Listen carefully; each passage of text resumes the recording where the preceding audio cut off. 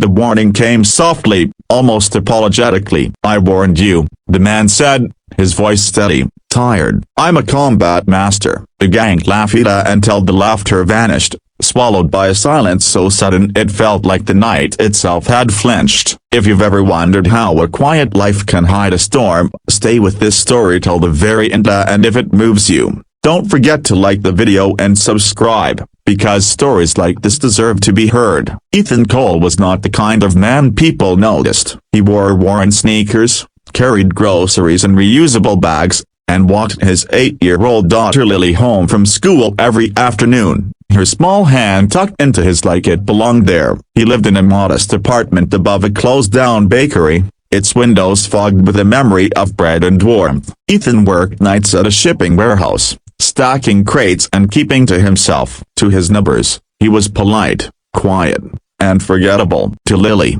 he was everything a dad, mom, teacher, hero. And to himself, he was a man who had survived a life he no longer wanted to remember. That night, the sky pressed low, clouds bruised purple and gray. Ethan and Lily took a shortcut through the old industrial blocks because Lily was tired and the bus was late. The streetlights flickered like they were uncertain whether to stay awake. Ethan noticed the man before they noticed him. 5 of them, leaning against a dented sedan, voices sharp with boredom and trouble. He slowed, instinctively placing Lily behind him, his body remembering patterns his mind tried to forget. "Hey," one of the men called, stepping forward. "Got a minute?" Ethan shook his head. "We're just passing through." Another laughed. "Everybody's just passing through." Lily squeezed his hand. "Daddy, it's okay," Ethan whispered, though his pulse had begun to drum. He felt the old calm settle in, the strange, dangerous peace that came when fear stopped shouting and started listening. The man circled closer, shoes scraping concrete. They smelled of smoke and metal and something bitter. One reached for Lily's backpack. Ethan stepped between them without thinking,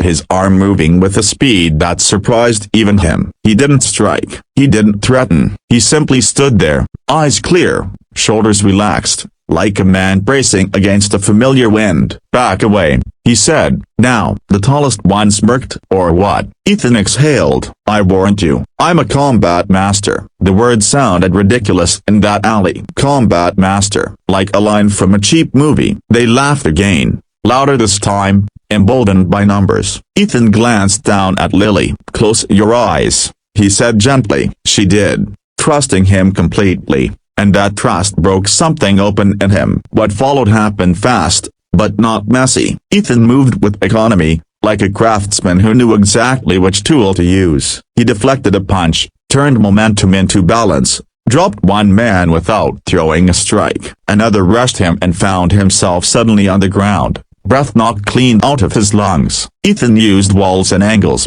never stepping far from Lily, never losing his center. He spoke once more, quietly, to the last 2 who hesitated, eyes wide as the silence fell around them. "Leave," he said. They ran. Ethan knelt, checking Lily, brushing her hair back. "You okay?" She nodded, eyes shining. "You're really strong." He smiled, small and sad. "Let's go home." By the time the sirens arrived, someone had called. Ethan had already faded back into anonymity. He gave a statement, careful with his words, careful with his past. The officers looked at the man on the ground and then at him, puzzled. One of them asked, "You trained?" Ethan shrugged. "A long time ago." That night, after Lily slept, Ethan sat alone at the kitchen table, staring at his hands. They were scarred, yes, but they were gentle too. He remembered the years he'd spent far away, in places where silence meant survival and mistakes were paid for in blood. He remembered instructors who taught him how to break a body and mentors who taught him when not to. He had left that life for a reason, and because Lily deserved a father who came home, not a legend who disappeared. The next morning,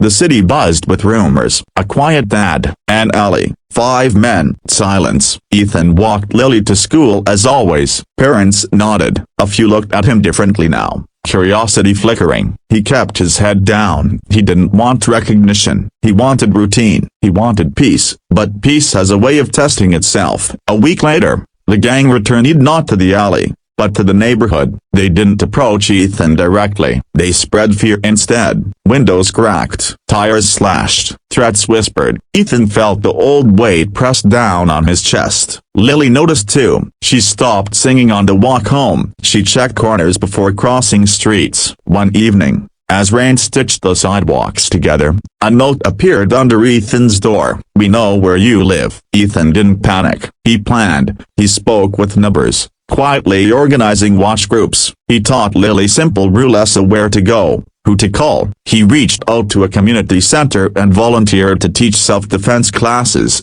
framing it as fitness and confidence. People showed up, mothers, seniors, teens. They learned how to stand, how to breathe, how to say no with their bodies. The neighborhood grew taller. The gang tried once more, cornering Ethan outside the center after class. This time, there were witnesses. This time, Ethan didn't fight. He spoke. He told them he didn't want trouble. He told them the community was watching. He told them he would protect his child and his neighbors without hatred, without pride. The men saw something they hadn't expected, not fear, not bravado, but resolve without anger, and something in that unnerved them more than fists ever could. They left the neighborhood within a month. Life settled. Lily laughed again. Ethan stacked crates at night and taught classes twice a week. He slept better. Sometimes, he still dreamed of the silence, the heavy, waiting kind, but he woke to the sound of a child's breathing down the hall, and that was enough. On Lily's 9th birthday,